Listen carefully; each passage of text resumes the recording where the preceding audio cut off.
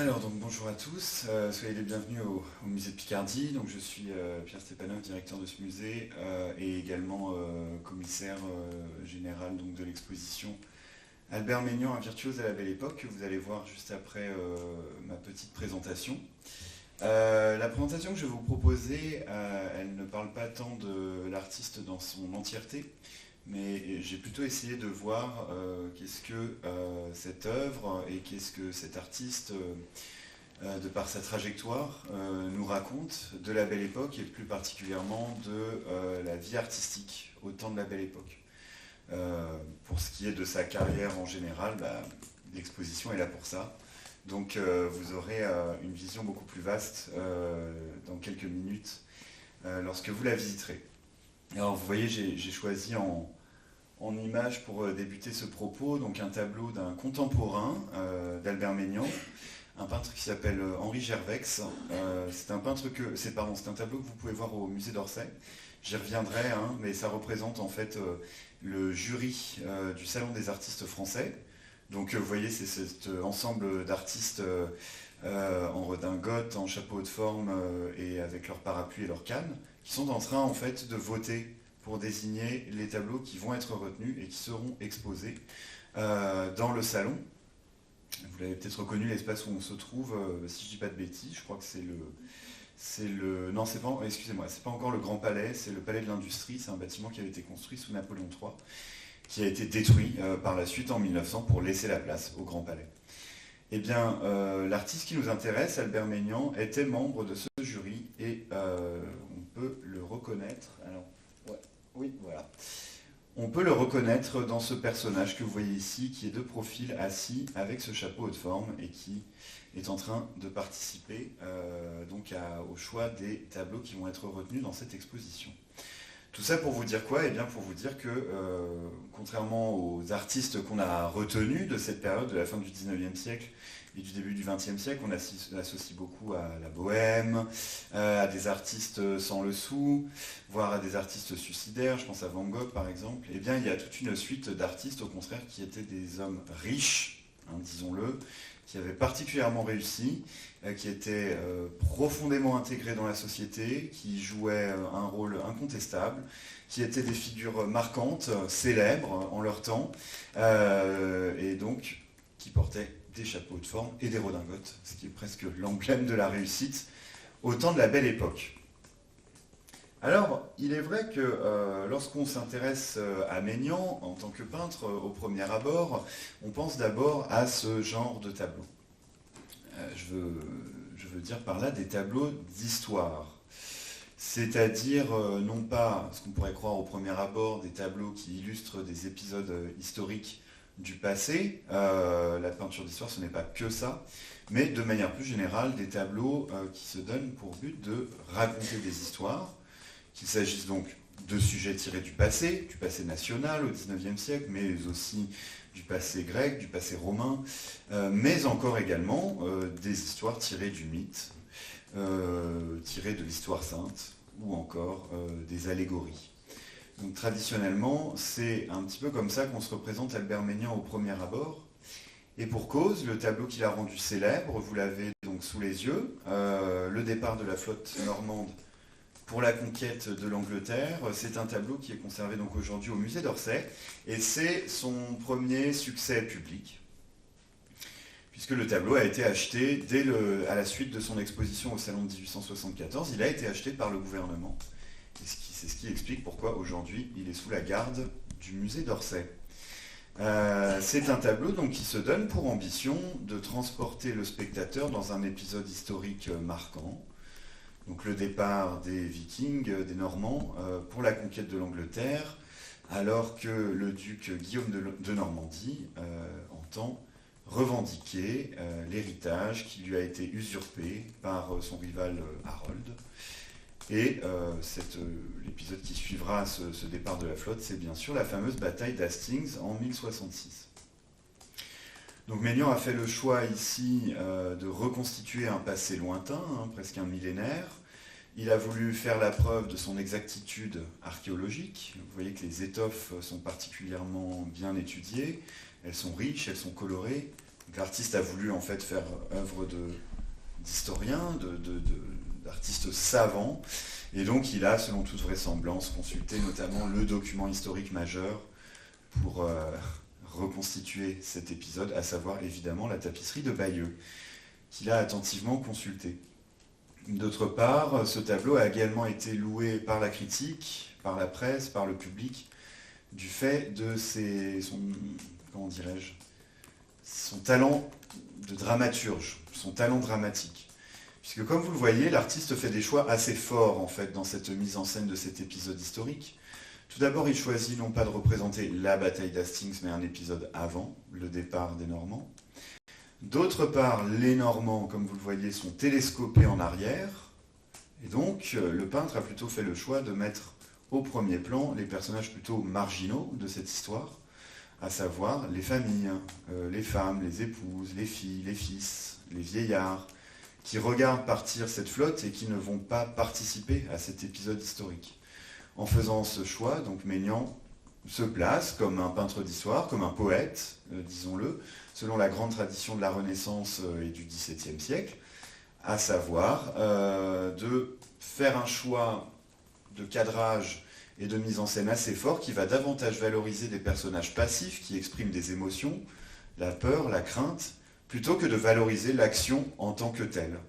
Et ce choix, évidemment, contribue à susciter l'empathie du spectateur qui va participer à cette angoisse, à cette crainte qu'il voit chez ces personnages qui restent sur la plage. Donc là, dans tout ce que j'ai dit, finalement, vous voyez les choix artistiques classiques que font les peintres depuis la Renaissance et qu'ils continuent à faire au XIXe siècle pour raconter des histoires. Donc en cela, il n'y a, j'ai envie de dire, rien de particulier de la Belle Époque dans cette manière de peindre, dans cette manière de mettre en scène, et au contraire, notre artiste appartient à une tradition multiséculaire. Et pourtant, on va voir dans l'œuvre de ce peintre, de cet artiste, émerger des sujets qui, pour le coup, sont beaucoup plus de son temps.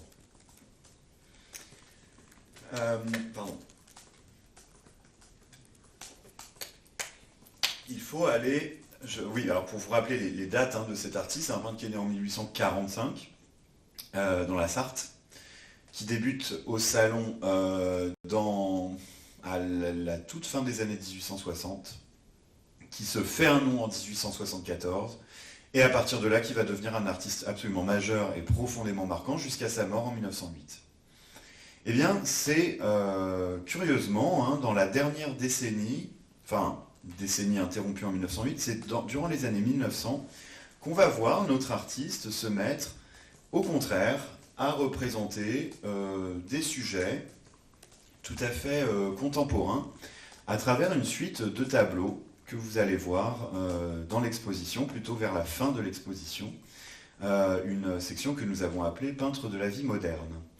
Alors, à travers ces tableaux, Maignan touche un peu du bout des doigts un courant marquant de la fin du XIXe siècle, que le grand public a très largement retenu, qui a eu même largement tendance à occulter les autres courants contemporains de la peinture à cette époque, une période très foisonnante. Je veux bien sûr parler de l'impressionnisme.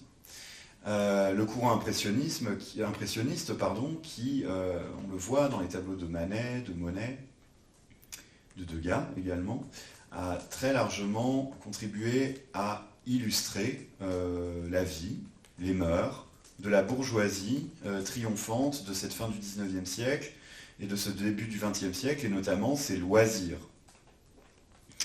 C'est également un courant qui a largement contribué à donner ses lettres de noblesse à la représentation du costume, de la mode, de la toilette contemporaine. Et ce choix artistique provient en fait d'une invitation qui avait été formulée par Charles Baudelaire dans son fameux texte « Le peintre de la vie moderne », qui invitait les artistes à s'emparer du caractère changeant et fondamentalement transitoire, dynamique, rapide de la vie moderne, et notamment de la question de la mode. Baudelaire insistait notamment pour que les artistes soient capables, tout en conservant le caractère classique du grand langage de la peinture, de lier cette permanence de la grande peinture avec le caractère transitoire de la vie moderne et notamment de la mode. Eh bien, on va voir Maignan.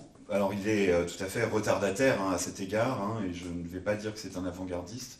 Au contraire, c'est quelqu'un qui s'approprie cette manière de peindre, un peu 30 ans plus tard. N'oubliez pas que l'Olympia de Manet, c'est 1863, donc c'est très très tôt dans le siècle.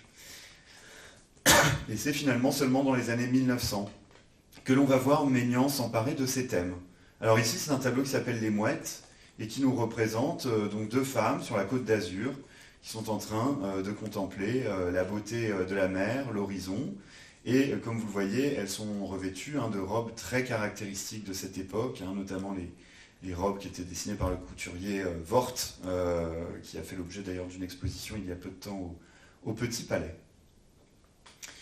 D'autre part, Maignan mobilise également un décor qui lui est propre, un décor qui est tout à fait intime pour lui, qui est la terrasse et le jardin de sa villa à Saint-Prix, donc qui est une ville dans le Val d'Oise, où il avait une villa en dehors de Paris. D'autre part, à Paris, il vivait rue La Bruyère, tout près de la place Saint-Georges, dans le quartier de la Nouvelle-Athènes.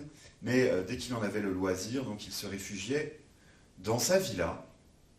Et dans ces années 1900, eh bien, on voit notre artiste utiliser cette très belle terrasse pour servir de décor à la mise en scène des loisirs, des plaisirs, de cette bourgeoisie plutôt donc féminine de la Belle Époque. Donc, vous voyez notamment, le tableau à gauche, c'est une... oui, pardon, j'ai inversé en fait je vous prie de m'en excuser, j'ai inversé les légendes. Le tableau en haut à gauche, c'est le thé, et donc vous voyez une femme qui s'apprête à boire ce breuvage. Voilà.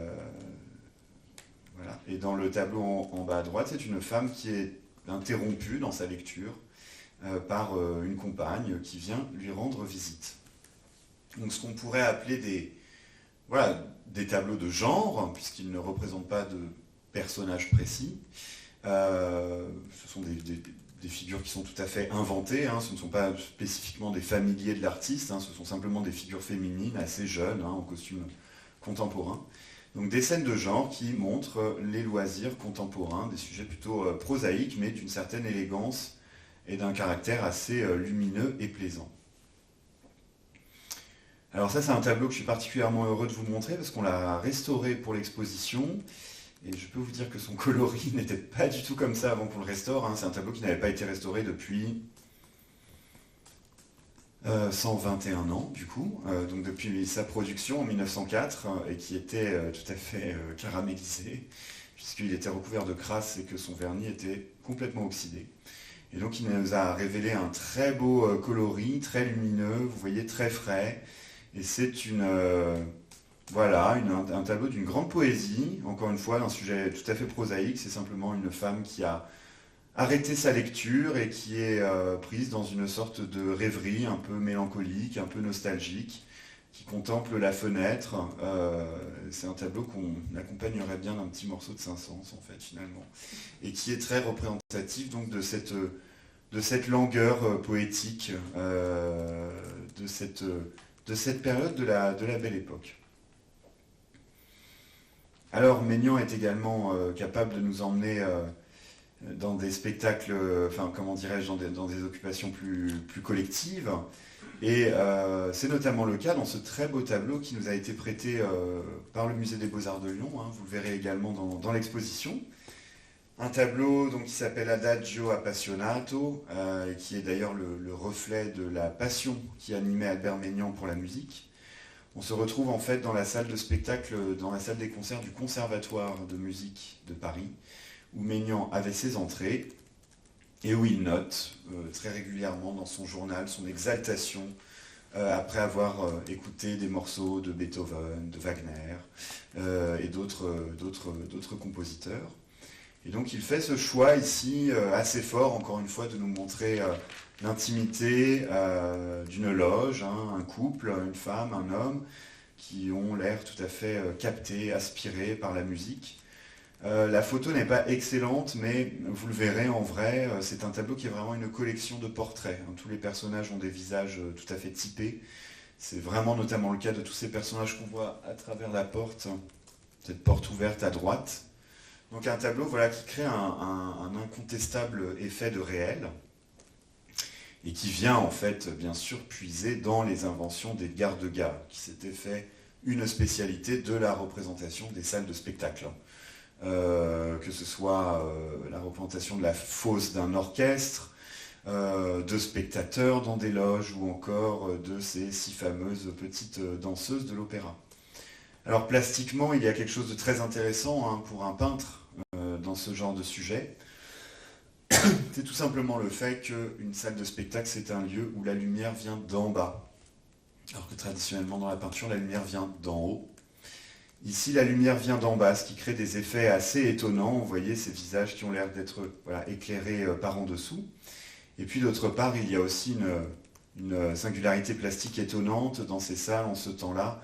C'est la lumière et donc les couleurs que produisent les éclairages artificiels, sans doute déjà électriques, en ce temps-là, et qui font surgir donc ces couleurs étonnantes que sont ces roses saumon ou encore ces verts canards qui distinguent ce tableau.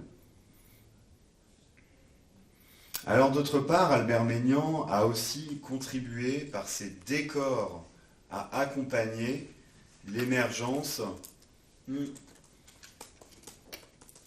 cette période de la Belle Époque qui se caractérise, je n'ai pas assisté à la communication de ce matin, mais il me semble que c'est une période quand même de croissance économique. Bon, en tout cas pour certains qui en profitent. Et donc une grande période de construction de bâtiments publics. Et en ce temps-là, eh bien, c'était tout à fait courant de solliciter des artistes et des sculpteurs pour remplir de décors particulièrement ambitieux ces bâtiments publics qui voyaient le jour, notamment à Paris. Une part absolument majeure de la production artistique de Maignan, c'est la réalisation de décors pour ces bâtiments publics. C'est vraiment un âge d'or en fait pour les peintres, et quand on regarde la carrière de Maignan, on voit qu'il a toujours eu des commandes qui se sont succédées les unes après les autres. Il n'y a eu aucun moment d'oisiveté pour lui ou de ralentissement de la commande. Et ça, c'est évidemment le reflet d'une période de croissance économique et de grandes ambitions architecturales. Maignan d'ailleurs considérait lui-même, il le note dans son journal, que la part la plus noble de la peinture, c'est vraiment la réalisation de décors, plus encore que l'exécution de peintures de chevalet. C'est la réalisation donc, de ces toiles marouflées, ce ne sont pas des fresques, je précise, la réalisation de ces toiles marouflées qui venaient donc par les images qu'elles représentaient contribuer à l'enrichissement de la signification du bâtiment dans lequel on se trouve. C'est vraiment l'ambition du décor parlant au XIXe siècle, le bâtiment, le lieu, par la peinture, par la sculpture, dit sa fonction ou exalte ses commanditaires. Là, vous vous trouvez dans un lieu qu'on pourrait appeler la Sixtine de la Belle Époque, qui est la brasserie du Train Bleu. C'est le nom qu'elle porte aujourd'hui. À l'époque, c'est tout simplement le buffet de la gare de Lyon. Et c'est tout à fait intéressant de se dire que la Sixtine de la Belle Époque, c'est une brasserie. Vous voyez, c'est pas une église. Donc ça en dit long sur cette période qui a mis vraiment le plaisir et le loisir au cœur de ses préoccupations. Donc on est à la veille de l'exposition universelle de 1900.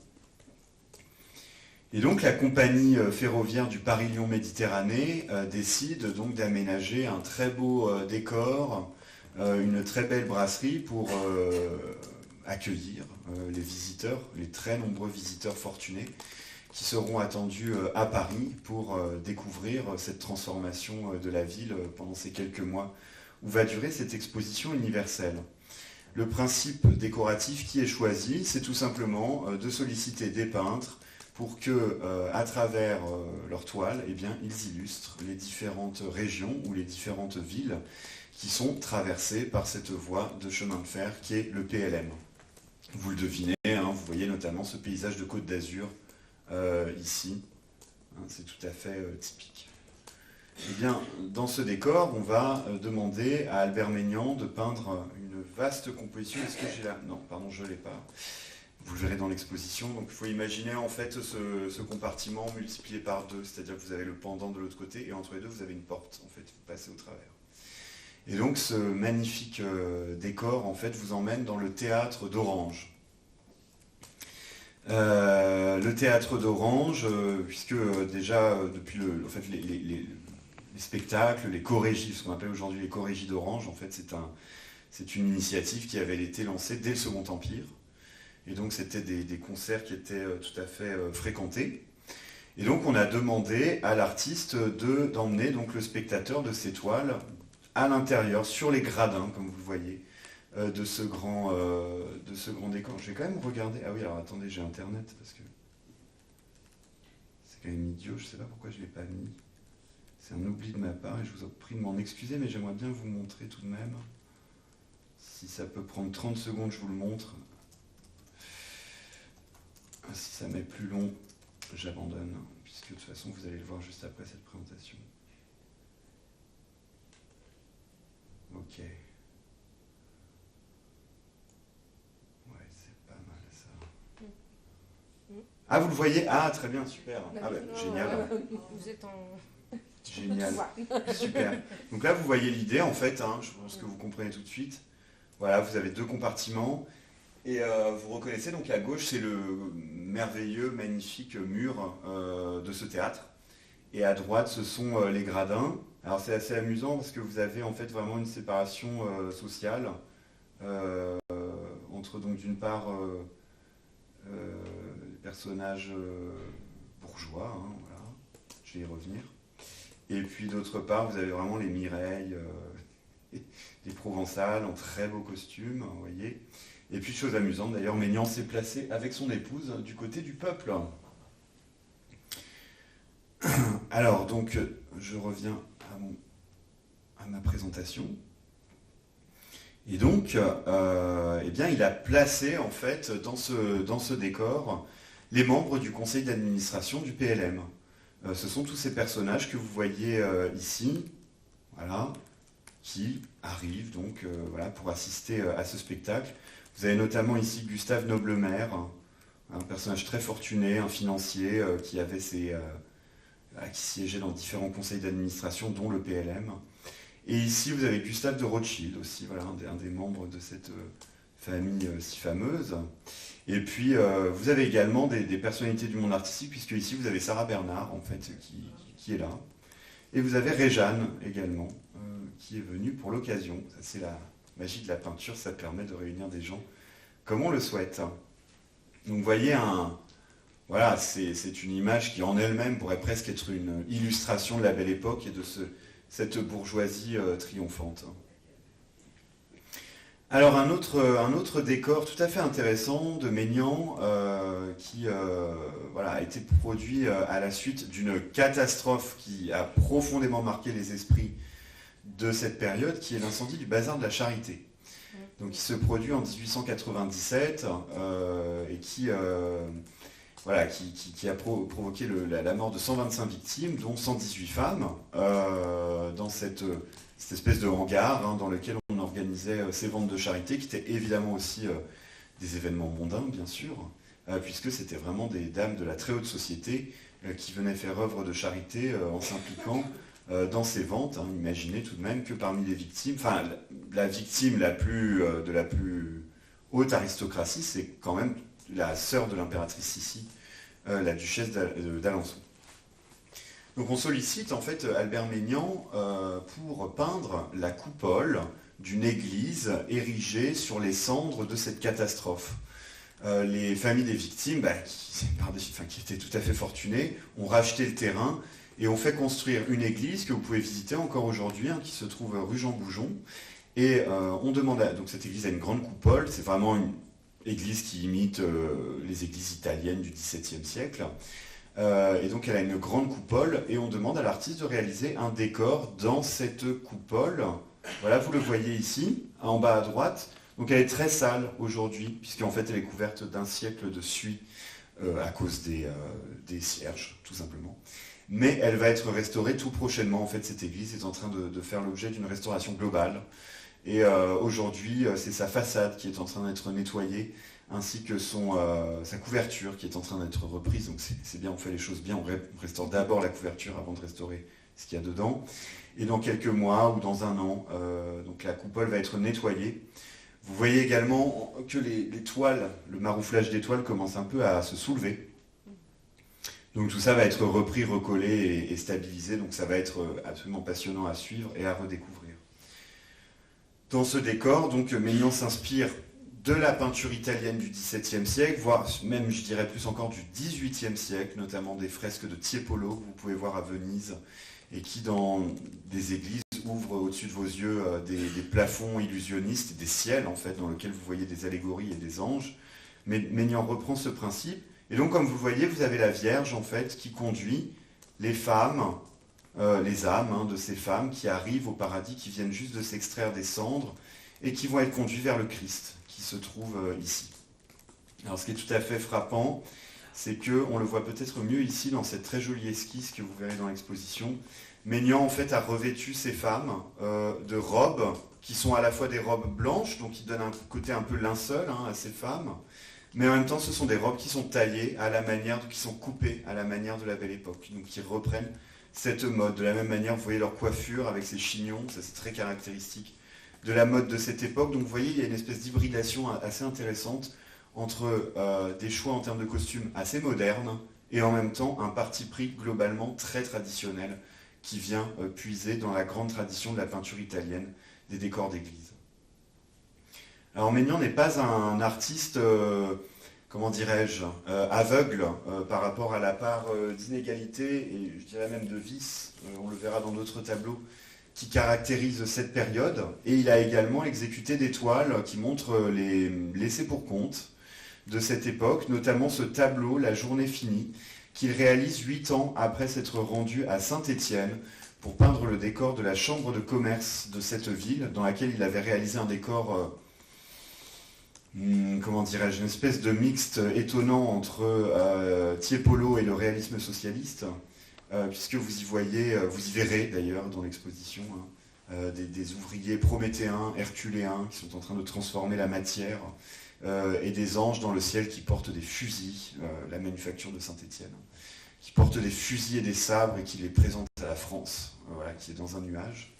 Et 8 ans après avoir peint cette espèce de décor triomphant extraordinaire, eh bien, il revient à ses notes, à ses esquisses, à ses dessins qu'il avait réalisés sur place, pour exécuter ce tableau au contraire très poignant et d'un réalisme, d'un réalisme non déguisé, assumé au contraire.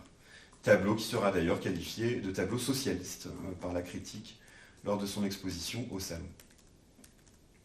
Alors voici un autre tableau très étonnant de Maignan, qui a encore une fois ce caractère très hybride, puisqu'il mélange encore une fois un regard sur une réalité très contemporaine, représenté d'une manière tout à fait réaliste, et le dessin que je vous montre à droite est là pour en témoigner. Vous voyez que Maignan a bien étudié le costume contemporain, le costume masculin ici, et qui mélange donc ce regard naturaliste sur les choses avec la grande tradition, encore une fois classique, voire même antique, de l'allégorie. C'est un tableau qui s'appelle La Fortune passe, et qui vous emmène sur les marches du Palais Brongniart à Paris, donc la bourse de Paris.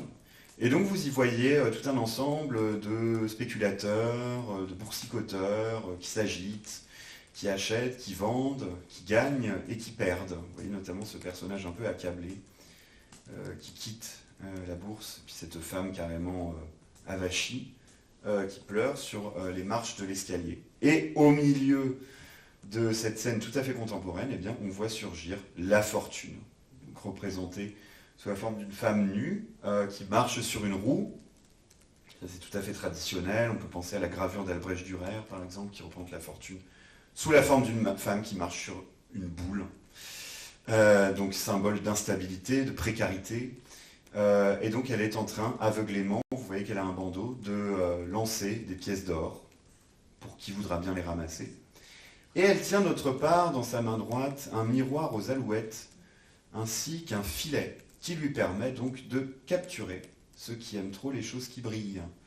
Donc vous voyez un tableau qui, en vérité, est en train de critiquer l'émergence, dans cette belle époque, l'émergence d'un capitalisme financiarisé et une société, finalement, de l'argent facile. Encore un autre tableau critique des vices de la société, la Muse verte, qui évidemment représente l'addiction à l'absinthe, qui en ce temps-là faisait des ravages, notamment dans les milieux culturels et artistiques. Sachant que les deux tableaux ont été montrés dans le même salon, ça c'est assez intéressant, ils sont présentés côte à côte dans l'exposition, et ils étaient présentés côte à côte au salon à Paris. Donc on y voit cette sorte de femme vénéneuse, qui encore une fois est une allégorie réelle de l'absinthe. On voit ce pauvre écrivain qui a renversé sa bouteille au sol, qui est en train de brûler son œuvre en le jetant dans le poêle, et qui va, on l'imagine, trouver un échappatoire à cette crise à travers cette fenêtre grande ouverte, dans laquelle il se jettera du haut de laquelle il se jettera sans doute. Alors Maignan, d'autre part, il est, donc comme vous le voyez, il est révélateur, c'est pour ainsi dire un illustrateur, voire même un penseur et un critique de cette période de la Belle Époque. Donc il l'exprime à travers son œuvre, mais il l'exprime également à travers sa carrière. Comme je vous l'ai dit, tous ces peintres qu'on a qualifiés au XXe siècle de peintres pompiers, ils incarnaient une sorte d'élite sociale dans le monde des arts. Et ils étaient considérés comme un aspect tout à fait marquant des élites de la société en général. Ils étaient connus, ils étaient célèbres, c'était des personnages influents, qui recevaient notamment des récompenses. Donc Maignan a été un artiste ultra décoré, hein.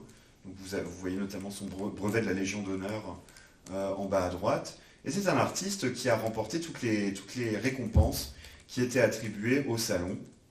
Médaille de 3e classe, 2e classe, 1re classe, médaille d'or à l'exposition universelle de 1889 pour le tableau des Voix du Tocsin que vous verrez dans le grand salon.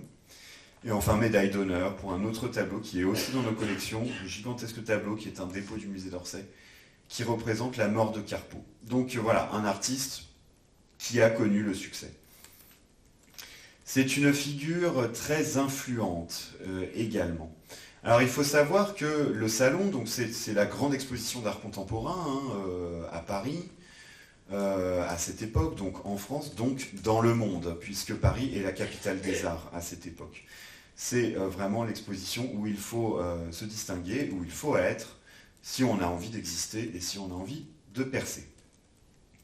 Alors, bon, c'est une tradition qui remonte au règne de Louis XIV et qui était protégée, on va dire, par le roi et organisée par l'Académie royale de peinture et de sculpture. Bon, cette académie, donc pour exposer au salon, il fallait être membre de l'académie, sous l'Ancien Régime. Les choses changent donc au XIXe siècle, tout simplement parce que l'Académie royale est dissoute sous la Révolution. Et elle est recréée, si je puis dire, à travers l'Institut de France, sous le règne de Napoléon.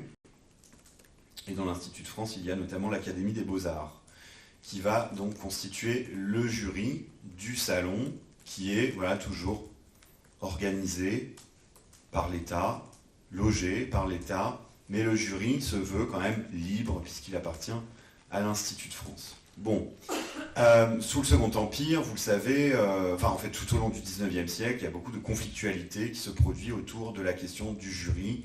Le jury est-il légitime ? En fait, la question est très simple, c'est est-ce que le jury est suffisamment lucide pour être capable de faire émerger un nouveau Raphaël, quoi, ou de faire émerger des nouveaux génies, ou est-ce qu'au contraire, ils ne vont pas être occultés ? Il y a des artistes qui ont été très très systématiquement refusés au jury, c'est notamment le cas de... Je pense que le champion là-dedans, c'est vraiment Théodore Rousseau, qui a dû se faire refuser 25 fois pendant sa carrière. C'est beaucoup, c'est vraiment beaucoup plus que Manet ou Monet. Et qui a, en fait, dans la succession des régimes, en fait, au XIXe siècle, on voit la succession également des politiques qui sont qui sont celles du jury. Par exemple, en 1848, le jury devient tout à coup très libéral.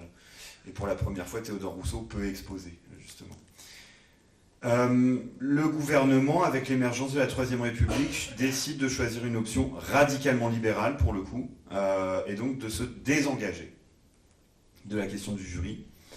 de la question du salon et de laisser les artistes, à travers des associations artistiques, s'organiser eux-mêmes. C'est à ce moment-là notamment qu'est créée la Société des artistes français qui va organiser elle-même le salon. Donc là, vous voyez le jury de la Société des artistes français avec les membres du jury. On leur présente donc les tableaux et ils sont en train de voter pour ou de voter contre, admis ou pas admis. Et donc c'était tout à fait amusant parce que ces deux photographies, en fait on cherchait des photos pour illustrer l'ouvrage qu'on est sur le point d'éditer. Sur Maignan, on cherchait des photographies qui puissent illustrer cette pratique et en fait on est tombé sur ces deux photos et on a tout de suite reconnu la silhouette autoritaire et bedonnante de Maignan que vous voyez ici, c'est ce personnage et que vous voyez là. C'est un peu le parrain, hein, vous voyez, c'est un personnage quand même très imposant, très marquant, plein d'autorité. Et donc, comme je vous l'ai dit, on le retrouve donc, dans ce tableau d'Henri Gervex qui illustre également la même réalité. Donc là, on est en 1885, donc ça se déroule effectivement dans le Palais de l'Industrie, sur les Champs-Élysées. Et vous avez, voilà, Maignan est ici, mais par exemple là, vous avez Léon Bonnat également. Je crois que c'est Bouguereau ici. Donc tous ces grands artistes voilà, qui décidaient en fait de qui va passer, qui ne passera pas. Donc Maignan est très impliqué en fait dans cette association, donc ça on le sait par la presse, qui a été travaillée par beaucoup de débats, c'est-à-dire comment est-ce qu'on définit le jury. Est-ce que on peut exposer 10 tableaux d'un artiste? Est-ce qu'on peut en exposer 5? Est-ce qu'on en expose 3? Est-ce que le jury choisit chaque tableau individuellement? Voilà, il y avait vraiment des querelles qui travaillaient les artistes, il y avait les jeunes, il y avait les vieux, bon voilà, les jeunes qui voulaient quand on avait moins de tel âge, on ait le droit de montrer 10 tableaux pour justement se faire connaître. Alors que les artistes plus connus, on avait déjà vu 50 tableaux pendant leur carrière, qu'ils en montrent moins, etc., etc. Il y avait toutes sortes de débats et Maignan était très impliqué dans ces questions. Alors, Maignan, c'est également un artiste voilà, qui a une sociabilité, un agenda très très rempli. Donc ça, on le sait également grâce à son journal. Après une longue journée de travail, il passait ses soirées dans des repas, dans des dîners. Et donc vous savez que les banquets, c'est un élément très structurant des sociabilités des élites en ce temps-là. Et Maignan s'est beaucoup impliqué dans le banquet de la Marmite, qui était un banquet mi-culturel, mi-politique, qui se réunissait donc au Palais Royal, et qui a joué un rôle en fait de réunion assez importante, de personnages, plutôt Dreyfusards notamment. Donc ces personnages se réunissaient. Maignan était Dreyfusard, je vous le dis tout de suite, rassurez-vous. Et donc il a donné à plusieurs reprises des illustrations pour les menus de ce banquet. Donc vous en avez un exemple ici tout à fait amusant, avec un ange qui est en train de soulever la marmite, avec cette petite phrase « Dans la marmite, beaucoup de lauriers », puisqu'on y réunissait des grands poètes, des grands écrivains, des grands artistes. Donc Maignan a même d'ailleurs assumé la présidence pendant un an et demi de ce banquet. Autre forme de sociabilité et grande preuve de succès, Maignan était également invité dans des dîners, dans des banquets organisés à l'Élysée ou au Quai d'Orsay. Il était considéré comme une illustration voilà, de cette société française, parisienne, brillante. Et donc il y était souvent invité. On sait aussi qu'il assiste à des cérémonies officielles. Par exemple, il est dans les gradins lors de l'inauguration du pont Alexandre III, en présence du tsar Nicolas II. Il est présent au Quai d'Orsay lors de la visite de l'ambassadeur, du Shah de Perse ou de l'empereur du Japon. Et de la même manière, on lui a demandé à plusieurs reprises de réaliser des illustrations pour orner des menus de banquets qui se tenaient à l'Élysée. C'est notamment le cas de ce banquet. Donc en ce temps-là, la Norvège venait d'accéder à l'indépendance de la Suède. Et donc on invite le roi de Norvège, le roi Haakon VII et son épouse, la reine Maud, à l'Élysée. Et c'est ainsi que Maignan réalise vous voyez, cette représentation donc, d'une Norvégienne avec son drapeau, le blason en haut à droite, un paysage de fjord et les armes de la République française qui viennent dialoguer. Et évidemment, on a demandé à Maignan de faire l'illustration, donc on l'a invité à dîner aussi, tout de même. Voilà. Alors Maignan, c'est aussi un artiste qui est très visible. C'est-à-dire il est très présent dans l'imaginaire, et donc on retrouve à de très nombreuses reprises sa représentation dans des gravures dans la presse. Évidemment, la Belle Époque, c'est un âge d'or de la presse, et je peux vous dire que ça a rendu le travail, la réalisation de cette exposition assez lourde, parce que, moi personnellement, j'ai plutôt l'habitude de travailler sur des artistes du XVIIe siècle sur lesquels on ne sait rien, et dont on essaye de reconstituer l'œuvre péniblement, et quand on trouve une lettre d'eux, on fait un arrêt cardiaque. Là, on est vraiment sur un artiste sur lequel on sait tout. Tout d'abord parce que tout son fonds d'atelier a été conservé, et pour cause, il est au musée de Picardie, donc ça veut dire des centaines, voire des milliers de peintures, de dessins, de brouillons, d'esquisses, de griffonnages, etc., etc. C'est quelqu'un qui a vécu au temps de l'âge d'or de la presse, donc ça veut dire des milliers d'articles. Il fait le moindre tableau, il y a 50 articles à lire dessus sur Gallica et Retro News. Bon. Et en plus, il a tenu son journal intime en 14 volumes manuscrits, donc chacun de 150 folios, tous conservés à la BNF. Donc voilà, on sait tout sur lui. Bon. Et donc on sait notamment que c'était un artiste très visible dans la presse, donc vous le voyez représenté ici en couverture d'une revue qui était en fait une recension du salon de la Société des artistes français, et il en a même fait la couve. Voilà un autre exemple, vous voyez, la petite presse, un article sur une recension en fait, tout simplement du salon. Vous voyez, c'est écrit salle par salle. Vous voyez, salle 3, salle 4, etc. On relève un peu les tableaux marquants.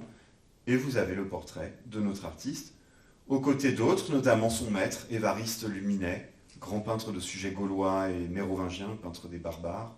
Et puis Léon Bonnat, vous savez, qui a donné toute sa collection au musée de Bayonne, qui va rouvrir d'ailleurs dans quelques semaines, qui est notamment un portraitiste très marquant de cette époque. C'est lui l'auteur du portrait de Victor Hugo qu'on connaît tous. Vous savez où il est comme ça, avec la barbe blanche. Alors, artiste connu parce qu'il est représenté, mais aussi parce que son œuvre est reproduite. Et donc, évidemment, sa carrière, sa production profite en plein, en fait, du développement des techniques de reproduction en ce temps-là. La lithographie, la xylographie qui progresse également, la photographie, bien sûr. Ces techniques de reproduction sont de plus en plus diffusées et de moins en moins coûteuses. Et donc là, je vous en ai mis un exemple assez marquant, puisqu'on est outre-Atlantique, Maignan a fait la couverture du New York Times. Vous voyez, A Game of the French School at the Metropolitan Museum. Donc c'est un tableau assez formidable de lui qui s'appelle L'attentat d'Anani. En fait, vous voyez ici Sciarra Colonna, envoyé par Guillaume de Nogaret et le roi Philippe le Bel pour aller envoyer une torgnole au pape, dont il décédera quelques semaines après, au temps de la terrible querelle des investitures. Donc voilà, Maignan a mis en scène cet épisode dans ce tableau très spectaculaire qui, à la suite de son exposition au Salon, quelques années plus tard, a été acheté par le Metropolitan Museum de New York et a fait donc à cet égard la couverture du New York Times. Donc vous voyez vraiment une célébrité outre-Atlantique. Malheureusement, le Met a par la suite vendu ce tableau, parce que vous savez que les musées américains peuvent vendre les tableaux, tout simplement à une époque où on s'est mis à s'intéresser que à l'impressionnisme et à considérer que toutes ces productions étaient la part vieux jeu de cette époque. Aujourd'hui, c'est un tableau, on ne sait pas où il est. Il est passé en vente il y a 15 ans. Il a fait que 15 000 € d'ailleurs, sachez-le, c'est hallucinant. Visibilité de Maignan aussi, puisque c'est un artiste qui a un peu fricoté avec un autre aspect majeur de cette époque où viennent se rencontrer la question de l'argent et la question de l'image. Je veux parler de la réclame, la publicité. Faut imaginer qu'en ce temps-là, on le voit sur les vieilles photos d'Amiens ou de Paris, les rues étaient saturées d'affiches. Et évidemment, on sollicitait des artistes pour contribuer à ce genre d'image. Une figure comme Mucha, par exemple, est tellement célèbre à cet égard. Alors, il y avait un marchand de vin qui avait fait fortune en ce temps-là, qui s'appelait donc Mariani. Et donc ce vin Mariani qui plaisait beaucoup, c'est un mélange de vin rouge et de Coca-Cola, en fait, pour vous le dire simplement. Donc ça devait être infâme. Mais ça devait avoir l'air très, très nouveau et très excitant en ce temps-là. Donc ça avait un énorme succès. Et donc Mariani, en fait, avait réalisé donc, ce qu'on appelle l'album Mariani, donc c'est en plusieurs volumes, et donc il avait sollicité des célébrités de l'époque. Donc voilà, on imagine des comédiens, des écrivains, et également des peintres. Jules Verne, par exemple, s'est fait représenter dans l'album Mariani. Alors les peintres, c'est beaucoup plus amusant, parce qu'on peut leur demander de faire un petit dessin, justement, en plus de les représenter. Donc Maignan, en fait, a reconvoqué une figure très caractéristique de son œuvre, une figure volante que l'on retrouve inversée dans l'autre sens dans le décor du plafond du grand foyer de l'Opéra Comique. Il réutilise cette figure, vous en verrez le dessin préparatoire magnifique dans l'exposition, et il lui met une grosse bouteille de vin dans la main, vous voyez. Et tout ça accompagné d'un petit autographe reproduit. Voilà, depuis que je bois de l'excellent vin Mariani, je ne fais plus poser mes modèles, je les prends au vol. Vous voyez, une petite phrase amusante. Bon, évidemment, Maignan a été payé pour ça, hein, enfin, on espère. Et donc ça aussi, c'est très caractéristique de voir nos artistes mettre un peu quand même leur art au service d'activités commerciales. Et puis c'est un artiste qui est également visible dans la caricature en ce temps-là. Donc une figure, encore une fois, voilà, je le dis, vraiment marquante. J'insiste vraiment là-dessus parce qu'on parle d'un artiste que tout le monde a oublié en fait. Hein. Et j'essaye vraiment de souligner combien c'était un personnage extrêmement célèbre en ce temps-là. De toutes les caricatures, je vous ai mis, oui, celle peut-être qui est la plus amusante. Donc vous voyez en fait Armand Faillère, qui n'était pas encore président de la République, qui était président du Sénat en ce temps-là. Et donc il avait lancé une grande commande d'une suite de tapisseries pour l'ornement du Sénat, de la grande galerie du Sénat, qui racontait, donc une suite de galeries qui racontait les amours des dieux, donc inspiré d'Ovide. Alors vous allez me dire, bon, qu'est-ce que ça peut bien faire dans le Sénat? Alors ça c'est très amusant, c'est tout simplement parce que le président du Sénat auparavant, quelques années plus tôt, je me souviens plus de son nom, je suis désolé, avait fait retirer en fait, enfin dès 1870 en fait on avait retiré tout un décor qui évoquait la geste napoléonienne. Bon. Et donc, il s'agissait maintenant de réaliser un nouveau décor. Et le président du Sénat s'était dit, bon, avec un peu de recul, sur ce fameux 19e siècle, on se rend compte que tous les 30 ans, on change de régime. Bon. Donc, on va choisir un sujet qui dérangera personne. Donc, on représente les amours des dieux. Et pour cause, ce décor n'a jamais été enlevé et ces tapisseries sont toujours en place aujourd'hui. Alors qu'auparavant, ça changeait tous les 20 ans. Bon. Donc vous voyez ici Armand Faillère qui rend visite à Albert Maignan dans son atelier et qui lui dit, alors c'est assez drôle, il lui dit oui, alors j'arrive pas bien à lire, mais il lui dit bon, est-ce que vraiment c'est utile de représenter Vénus et Adonis? Est-ce qu'on ne devrait pas représenter le noble départ en vacances des sénateurs à la fin de telle ou telle séance, etc., etc. Et puis vous voyez, c'est un petit détail amusant, il y a un modèle féminin qui est caché derrière la toile, et donc Maignan répond oui, je vais y réfléchir. Et donc voilà, je conclurai donc par cette photo, vous voyez, qui évidemment est une mise en scène, puisque ça c'était tout un travail qui a été réalisé par de nombreux photographes d'aller visiter les artistes dans leurs ateliers et de les inviter à se mettre en scène. Donc c'est des images qui sont très construites. Et donc vous avez ici l'image un peu triomphante du maître qui tient sa magnifique palette très majestueuse et qui présente l'esquisse préparatoire d'une de ses toiles au milieu d'un bric-à-brac de collectionneurs où vous avez aussi bien des sculptures antiquisantes, des petites sculptures égyptiennes et puis une chaise à porteur du XVIIIe siècle. Donc un bric-à-brac savamment composé avec cette figure, vraiment une espèce de statue du commandeur d'une figure très marquante, comme je vous l'ai dit, de la Belle Époque. Voilà, merci à tous pour votre écoute et voilà, peut-être avez-vous des questions. Merci beaucoup. Merci beaucoup. Des questions? Il reprend assez souvent la figure du Christ aussi dans ces tableaux. Il y a deux ou trois tableaux qui sont avec le Christ qui est présent. Alors j'en vois que deux. Ouais. D'autres questions? Oui. Je vous écoute, oui. Oui, non, je me demandais si c'était assez courant dans son littérature ou c'était uniquement Non, il y en a peu. Enfin, il a peu produit de commandes religieuses, ouais. D'accord. Oui. Merci beaucoup pour votre conférence. C'est super intéressant. Je note qu'il y a dans ces tableaux la récurrence des personnages féminins à Oui. une époque où, précisément, on en parlait ce matin avec Christophe Rochasson, où la condition féminine, c'est pas tout à fait ça. Je me posais cette question. Pourquoi ce choix, cette récurrence de personnages féminins qui sont appelés, en plus parfois assez stéréotypés dans leurs vêtements. J'ai pas pu m'empêcher de remarquer que sur le tableau au théâtre, toutes les femmes avaient les chapeaux, tous les hommes avaient les chapeaux à la main, ce qui est quelque chose d'assez intéressant. Donc c'était ma première question. Et la deuxième sur ce choix, on sait que le 19e c'est le siècle de l'intime. Et finalement, il épouse cette préoccupation d'une société sur la question des sensibilités, des émotions, et donc de l'intime. Et j'ai une troisième question, peut-être un peu plus... Alors, j'ai pas compris la deuxième. La deuxième, c'est comment est-ce qu'il s'insère justement dans cette démarche de découverte de l'intime que l'on a au 19e siècle. Et la troisième...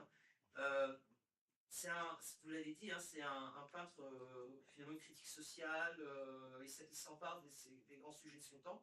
Est-ce qu'il y a la question de la colonisation apparaît dans son œuvre ou dans son journal, et si oui, comment, et sinon, pourquoi? Merci à vous. Merci. Alors, nombreuses questions. Alors la troisième, c'est la plus facile. Non, il n'en parle pas. C'est clairement pas un sujet. Pourtant, c'est un grand voyageur, hein, il voyage à travers l'Europe. Mais la colonisation, oui, c'est pas une préoccupation, et il n'a pas été sollicité pour réaliser des décors qui montreraient cette France coloniale triomphante. Bon, ça c'est franchement absent.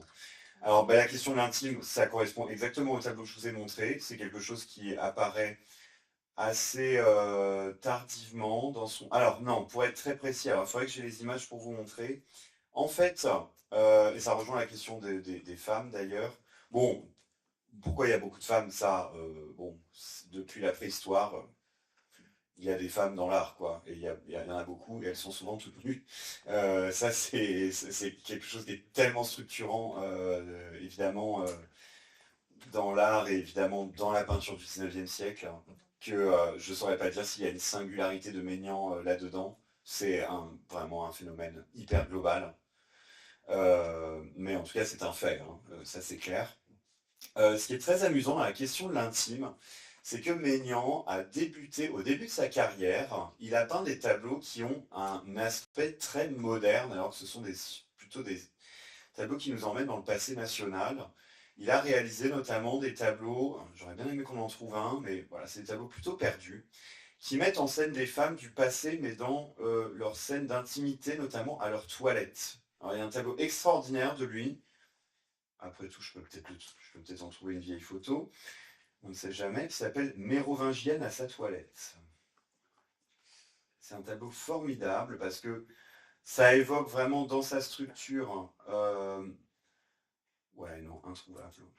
Vous en verrez, si vous allez au sous-sol, dans la petite expo dossier qu'on a produite sur Maignan et l'archéologie, vous en verrez un tirage photographique.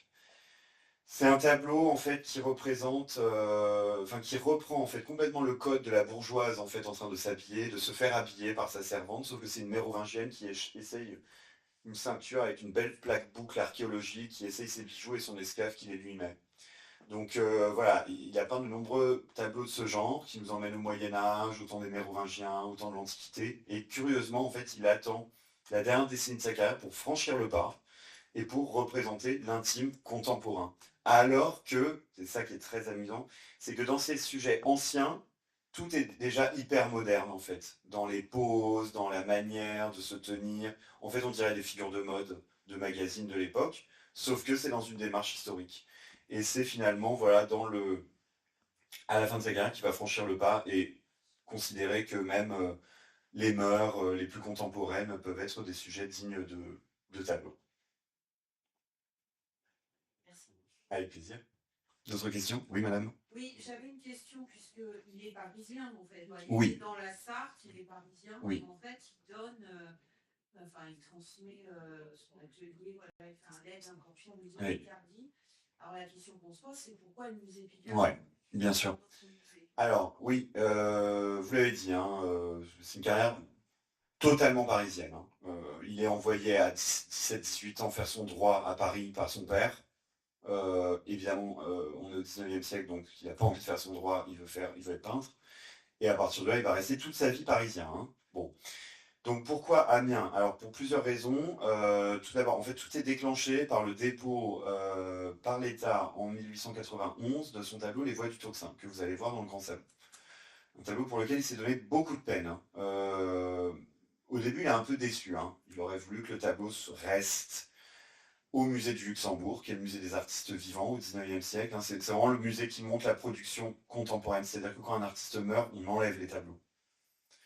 Le tableau est envoyé à Amiens. Bon, il y va, il assiste au déroulage du tableau, l'inauguration. Il est formidablement reçu par le public, par les éditeurs. Il le note dans son journal, il est très touché par cet accueil.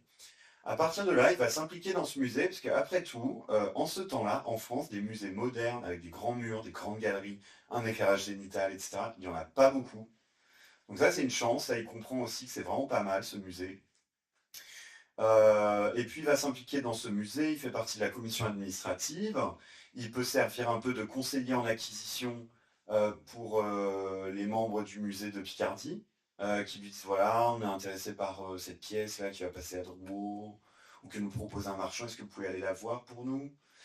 Il vient très souvent à Amiens aussi parce qu'il a des contacts assez forts avec un marchand d'art qui lui vend des pièces. Il va également produire un très beau dessin que vous verrez pour servir de frontispice à une publication de la Société des antiquaires de Picardie. Donc voilà, il y a tout un lien qui se crée. Et puis finalement, en 1905, au crépuscule de sa vie, bah, c'est toujours pareil. En fait, un artiste, il n'a pas d'enfant. Donc c'est soit une grande vente, où tout va être éparpillé, soit on préserve le fond d'atelier dans son intégrité. Donc il fait ce choix de vouloir que tout soit préservé. Donc pour ça, il faut un musée. Et il choisit, parce qu'il a fait forger des liens assez forts, et puisque ce musée est assez moderne et assez dynamique, il choisit ce musée-là. Donc tout ça, en fait, découle d'un choix purement administratif du gouvernement, hein, d'avoir envoyé ce grand tableau dans nos murs en 1891. Voilà. D'autres?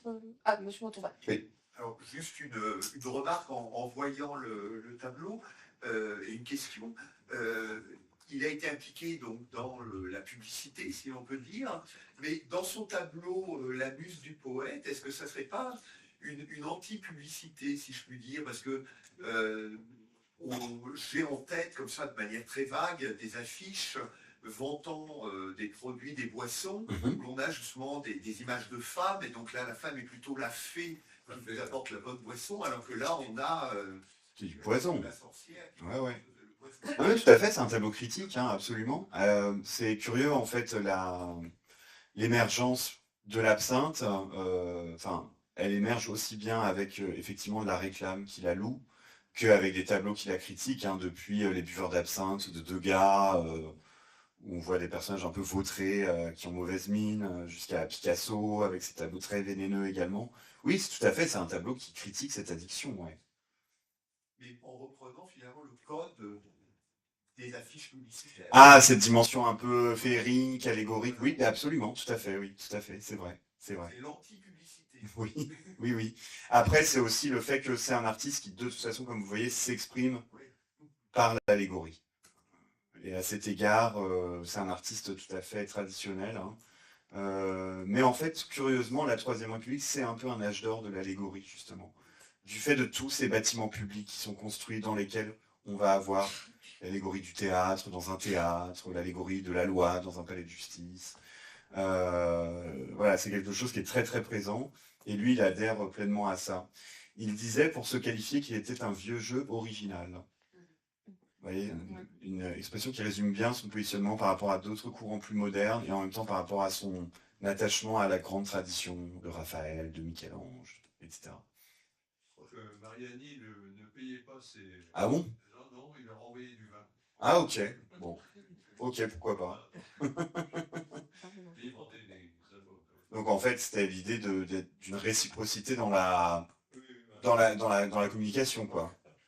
Influenceur. Voilà, je comprends. Ouais, ouais. Influenceur du 19e. Ouais.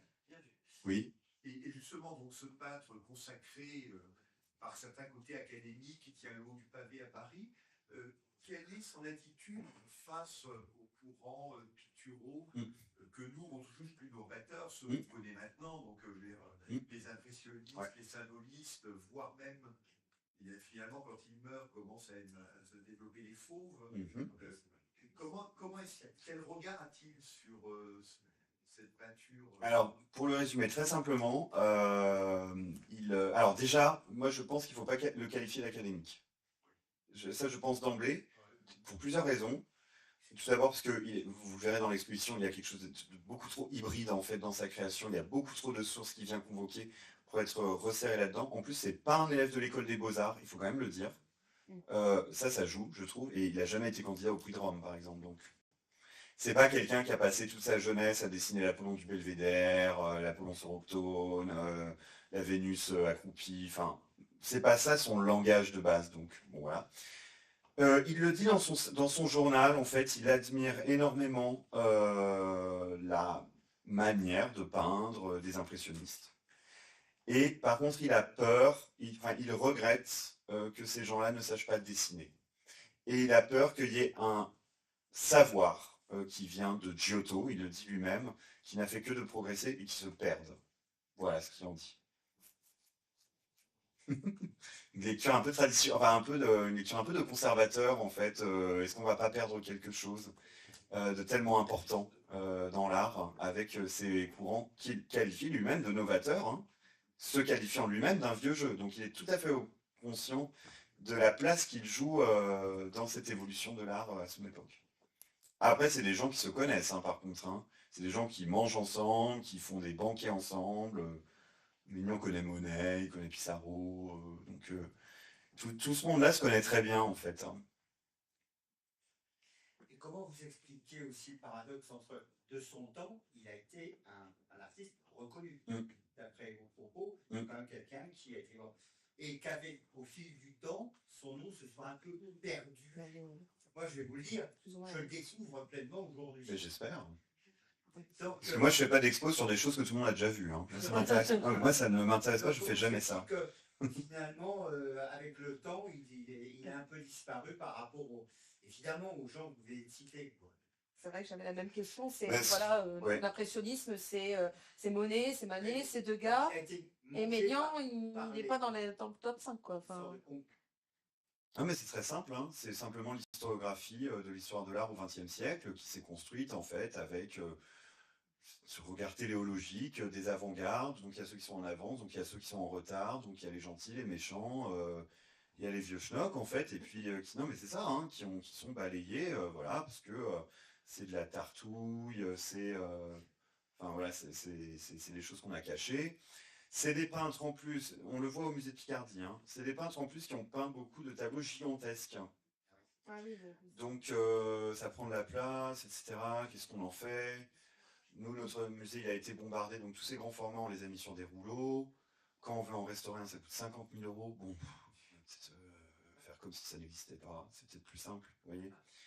Et après, ce qui s'est passé, en fait, c'est que l'ouverture du musée d'Orsay a permis, en fait, de cristalliser une période en tant que telle et d'avoir un regard synchronique dessus et de s'intéresser à l'ensemble de la production d'une époque et donc de se réintéresser notamment à ces peintres qui étaient un peu négligés, enfin qui étaient carrément négligés, il faut le dire, hein, qui étaient vraiment tombés aux oubliettes. Et on parle de la peinture, mais le pire du pire, c'est la sculpture du 19e siècle, qui pour le coup était ultra méprisée. Comme une espèce d'un art purement servile fait pour faire des statues commémoratives, pour faire plaisir à des sociétés qui voulaient garder la mémoire de tel ou tel écrivain. Bon. Et des choses après qui ont été massivement fondues par les Allemands en 1940, vous voyez, donc des trucs qui ont disparu.